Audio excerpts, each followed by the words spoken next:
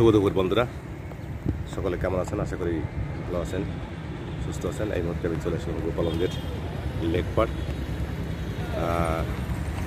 পাশে হচ্ছে আপনারা দেখতে পাচ্ছেন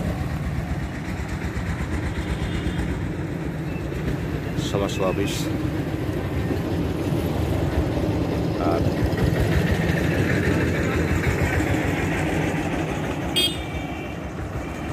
দেখুন, এখানে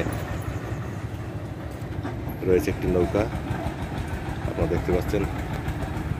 এই নৌকায় করে যারা মাছ ধরে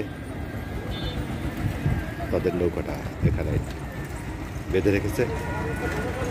দেখুন কি অপূর্ব দৃশ্য, পাশে কচুরিপানা, এই খালের মধ্যে সুন্দর একটি নান্দনিক দৃশ্য ফুটে উঠেছে।